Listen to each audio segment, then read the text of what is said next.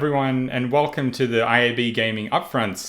This session is titled The Changing Face of Gamers. My name is Bojko. I am the head of market research at Activision Blizzard Media. And in today's session, we'll be walking through some fresh research that our team has done recently about the changing face of gamers in the gaming industry at large.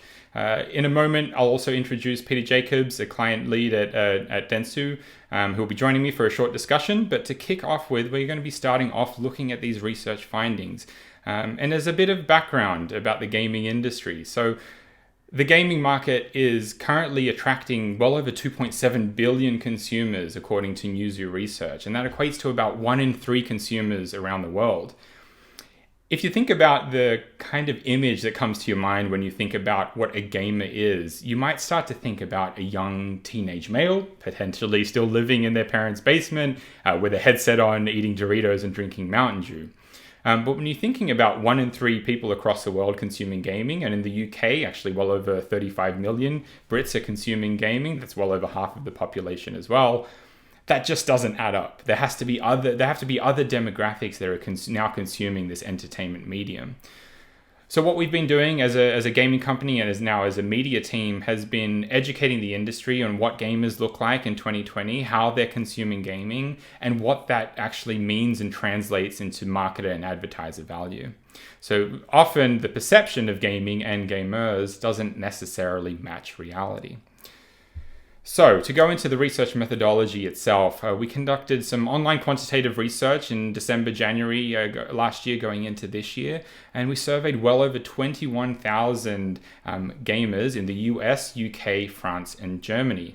Since then, we've done a bit of qualitative research and a few smaller scale quant studies, but for the most part, the results you'll see today are based off that 21,000 survey sample. Our qualifiers are one of the things that made this survey a little bit different. So we spoke to consumers aged 18 plus, primarily due to legal restrictions about different kind of questions you can ask consumers under 18, but also because this is an audience that typically marketers are intending to voice their message to.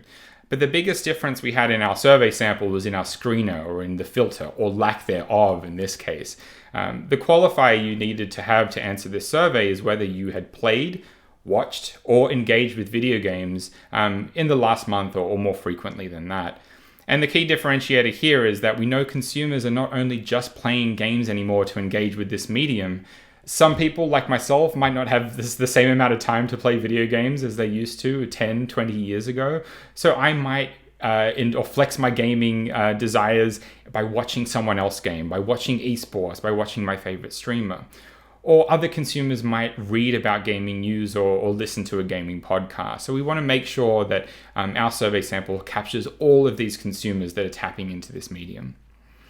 And then the second differentiator of our methodology is that typically, research companies, gaming publishers, and industry consultants do research on the gaming industry with a very specific focus on platform consumption, genre and franchise interest, and the amount of spend in the gaming industry itself. That doesn't necessarily mean anything to a brand like Coca-Cola or Volkswagen that isn't necessarily interested in how much a consumer is spending in the gaming category. They want to know what the value is to them in their category. So we expanded our survey to include things like motivational statements or perceptual batteries or different kind of attitudes that consumers might have to gamers, the gaming industry, but also to just general attitudes about their own behaviors, whether they're risk takers or eco-conscious or the like. And then there was one final question we asked in our survey, which ended up being extremely important, which is what you can see on the right of the slide here. And that's whether you identify as a gamer. We added this question quite late, and it's quite a simple question that literally asked, do you identify as a gamer? There were 3 responses, being yes, no, and not sure. And that was it. We left it up to the respondent to take that as they would, interpret it as they will, and we analyzed the results therein. So the full detailed findings can be found on our new website. Visit galleryofthegamer.com or activisionblizzardmedia.com and follow the links. But these are some of the top line findings that we found from the research. As you can see on the slide, we found that there were 6 distinct gaming personas. So we ran some cluster analysis using Gowers' distance method to bucket consumers using the different number of variables that we had in our survey. And we found that at least in the markets that we surveyed of the adult gaming population, there were 6 distinct personas, which I'll go into in a moment. We found that less than half of gamers actually identify with the gamer label, which I think has big implications for the perceptions of who gamers are and how marketers can actually tap into it. The best way I can go to explain this is perhaps make some comparisons to the TV industry or the cinema industry. You wouldn't necessarily call any cinema or moviegoer a cinephile. They are just enjoying this entertainment medium. But for some reason in the gaming industry, that level of perception with identity versus just consuming the content doesn't exist. So that warrants its own discussion, but an interesting insight that we found out. We mentioned before the stereotype that has existed about gamers, the younger males that are still living with their parents. We found that only a small minority of the segments actually fit this stereotypical description of what a gamer is. From numerous industry reports, we're finding now that the gaming industry, yes, it still is male skewed, but it's actually dropped to about 60% to 40% male-female. And the average age of a gamer in the US and the UK has dropped to risen to about 34 to 35 years of age. So definitely different from what the stereotype that exists. And then finally, that isn't super surprising, it has been mentioned before, but we find that the exclusive platform player is rare. But what I think the implications for us are is that we have to stop describing this industry and these consumers in archaic platform-specific terms like console, PC, and mobile gamers. We're finding now that gaming consumers are weaving in and out of these different platforms and experiences when it suits them for their different motivations, for different times of day, the same way they're consuming video or TV content across multiple devices and across different media. So moving on to the personas themselves, as I said before, we have 6 distinct personas that we found through this research. What was really interesting, and again, highlighting the importance of that gamer identity question, was that the gamer identity question actually split our segments into 2 big buckets. 3 segments falling into those that, yes, they do identify as a gamer, and the 3 other segments falling into no or not sure about identifying as a gamer. So going through one by one, starting from the top with our super swipers. So this is one of our largest gaming segments. It represents 32% of the adult gaming population. And this segment actually skews female, surprisingly. It also has quite a higher average age, listed here in the late 40s to 50s. Of course, this is an 18 plus sample. So if we were to include consumers under 18, we would be dropping this average age by about 7 to 8 years, which would still bring it into the early 40s range, but definitely higher than what people would expect. And these consumers are relatively new to gaming over the last 5 to 10 years. They're really relying on mobile and enjoying those casual puzzle match 3 gaming experiences, usually using gaming to unwind and relax and just have fun. Our next segment are the dabblers. They are somewhat similar to the super swipers and they have a heavy reliance on mobile gaming, but they have an even gender split. So very indicative of the mobile gaming population, but also the trends that we're seeing at the wider gaming audience at large moving towards that gender equilibrium. And these dabblers, rightfully named, are starting to flex their muscles into console and PC gaming, perhaps due to being able to connect with their children or friends and family with the gaming medium. And then finally, of our non-identifying segments, and for me personally, one of the most interesting segments is the denialist. So this segment is starting to look more and more like the stereotypical gamer. They are very heavily male skewed at about 74% male, and their average age starts to drop. If we account for our 18 plus sample, in reality, this segment sits perhaps in their mid-30s. They are playing more traditional genres like shooters, like sports games, like FIFA and Madden in the US. And they're actually playing a lot with their friends. So they're tapping into the motivation of socialization with the gaming industry. What is interesting is that even though they're willing to admit that they're gaming because they have to do so if they want to play with their friends, they are not willing to adopt this gamer identity label for one reason or another, or there may be multiple reasons. So this may be due to the stigmas that have been attached to gamers themselves. They may not feel strongly about identifying with anything at all, let alone with the gamer label itself. But a very interesting segment that we uncovered. And then moving on to the self-identifying segments. So these are the three that said, yes, I do identify as a gamer. We start off with our lifestylist. These gamers actually consume gaming at a lesser rate than our denialists, but are more likely to be in tune with the ins and outs of the industry. So they're following the latest news, knowing what the latest gaming developers and publishers are doing, and keeping on top of their favorite franchises. This segment does skew male, perhaps less so than the denialist segment, but this leads into our next two segments, the player ones. This is the stereotypical gamer that we're looking at here. This is representing about a quarter of all gamers, and they are consuming anything and everything when it comes to gaming. Very much male skewed, playing across multiple platforms, but the differentiator here, what we found with our survey, is that they're tapping into multiple motivations to play. So thinking about socialization, thinking about self-expression, creativity, storytelling. They're using this medium to experience great content, not just to have fun or play with friends. Their motivations and the value that they're getting out of this medium is far greater. And then finally, our next levelers. This is a subset of our player ones, but just aptly named, taken to the next level. They are spending more than 4x the amount on gaming content than their other segment counterparts. They are attending esports events, attending events like the Call of Duty League or the Overwatch League. They're spending big. They're playing games before they even release because they're signing up to betas, and in the know, they might have someone in the biz that can help them out. But very much the kind of upper echelon in terms of gaming engagement seen with this segment. So hopefully that's a very helpful, quick overview of the segments that we found. I think the implications for our industry, which I'm about to discuss here with Pete, is that gamers are multifaceted. You cannot describe or paint the gamer with one kind of brush. There is a lot of diversity to this audience, and a lot of diversity to the experiences and the value they're getting out of this industry. Even though the segments are differentiated, there is a commonality here that all of the segments are playing for fun and to be entertained. This is a great medium to tell some good stories and have some good experiences, either by yourself or with your friends. So that diversity is very important. We know that some of the segments have other motivations for tapping into gaming as well, but I think some of the implications for marketers is that there is opportunity here for everyone. We'll talk about this in a little bit more detail now with Peter Jacobs, again, one of my friends at Dentsu. Pete, why don't you introduce yourself very briefly and maybe share some reactions to the research that we've just seen?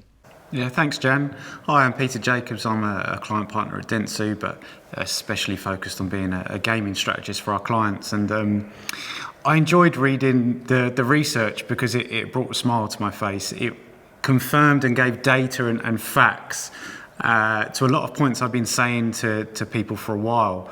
And it really brings home that people are quite nervous by the gamer tag. So often in presentations or meetings, I will ask at the start, who here is a gamer? And you might get a few hands go up, a couple of mutterings here and there. And then you ask a similar but different question, say, who here plays games? And yeah, most hands go up. So there is that slight taboo around being badged as a gamer. And a question to you to start, is that something that you tried to uncover by doing this research paper?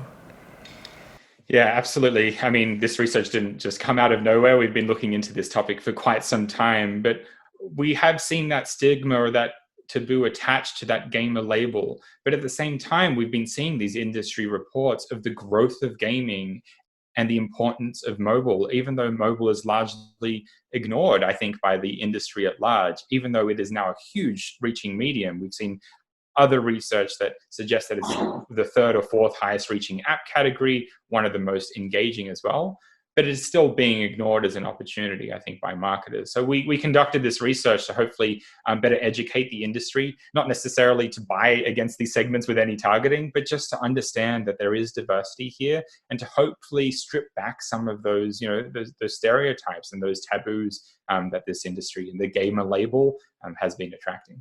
I mean, I had the same experience as yourself when I go out to client meetings or lunch and learns, and I ask the same question, who here is a gamer versus who's got Candy Crush or Mario Kart Tour installed on their phone?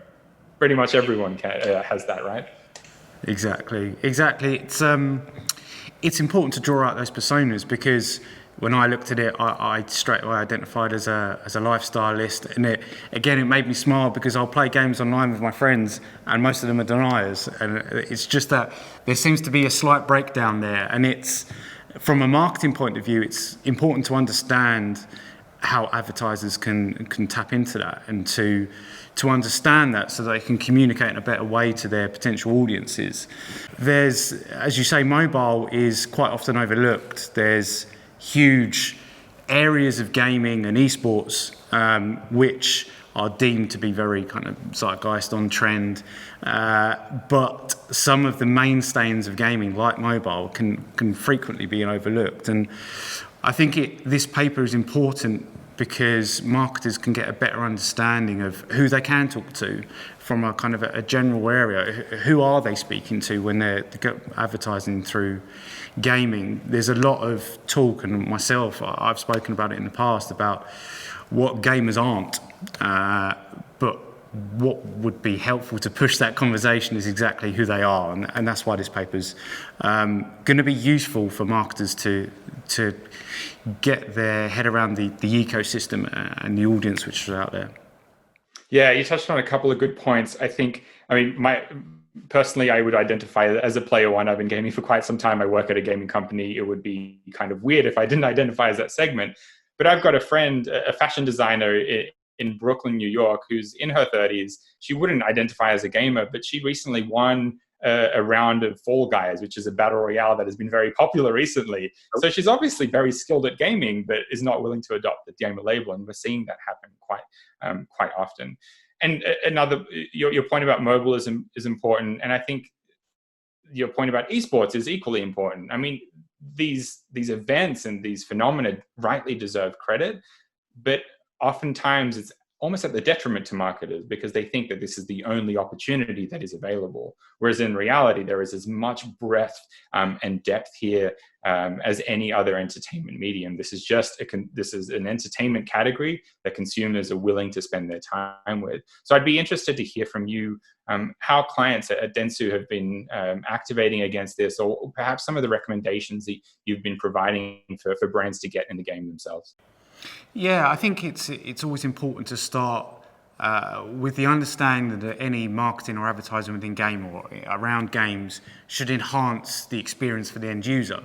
You need to be a bit more conscious of that and plan for that compared to other channels. So that's paramount for any strategy. But the types of strategies that we've put forward does depend on what the client wants to achieve and also their maturity within the gaming ecosystem. So there's a sliding scale. I think to your point earlier about esports versus mobile, you can do both. It's okay, but people often overlook. They want to jump in at the deep end and create their own tournaments and sponsorships, etc., because it's cool. Like I say, it's on point at the moment. But you don't need to start there. There's an easier place to start, and that's through mobile, through digital, through kind of in-game advertising, around advertising. There's a good case study that you guys did with Pringles where there was a gamification of the end card. You watched a video and then you played a little game at the end, and it achieved massive rates, huge engagements. So you can start there and build up. There's plenty of opportunities within gaming and esports, and it's important to kind of say esports should be seen as a subset of gaming because it wouldn't exist without games. And you have that sliding scale of digital to working with influencers and talent, to working inside esports, to some of the more unique, bespoke game takeover ideas and game integrations that you can do in the bigger titles and the more interesting titles. So I think it depends what the client wants to achieve, but if you have, like I say, that thought of enhancing the experience and then choosing the right parameters within it, there's an opportunity for pretty much every advertiser to find a game which suits them and their target audience. Yeah, even within a certain channel or medium, like esports, for example, you could sponsor an Overwatch League team for multi-millions of dollars, or you could buy pre-roll or mid-roll YouTube ads the same way you're buying video inventory anywhere else. There are different levels of investment and ways that brands can start understanding and testing and learning. And I think that's very important that brands start investing now and testing and understanding what works for them, their brand, their product, and their audiences. Because this industry is growing at a huge rate, and we're going to see this expand with new interactive and immersive technologies like VR and AR come into the picture. And if they don't start investing now, the same way some brands didn't get invested when social was rising, or even when mobile was overtaking digital, they're going to find themselves in a pretty sore spot, I think, in a few years' time. Yeah, I can completely agree. It's an ideal time for brands to get into gaming because, we have the next generation of consoles coming. Technology just keeps evolving, and it makes games more engaging, more interesting. The audience is growing. The numbers are growing across the board, especially during lockdown and social distancing. People do have more time to play games. And so it is an ideal opportunity to get into gaming. It's probably the most overlooked, mass-reaching channel you could possibly think of. And the creative opportunities within it as well are extraordinary. So now is a great time for brands to look into it. I can completely understand if it doesn't work for everyone, but I think there is a way in, and there is an opportunity for each brand to show their personality, their unique view on how they want to talk to their consumers. And they can do that through gaming. It allows and encourages personality when it comes to marketing. So I completely concur as well. I think now is the time to dip your toe in the water. Yeah, I don't think we could wrap this up any better way, so I will leave it there. Pete, thank you very much for joining me here to chat through this latest research. Thank you all for watching. I hope you enjoy the rest of the IAB Gaming Upfronts and what the rest of the speakers have in store. Again, I'll encourage you to visit thegalleryofthegamer.com or go to activisionblizzardmedia.com to see the full research findings. Otherwise, thank you very much for joining, and we'll see you soon.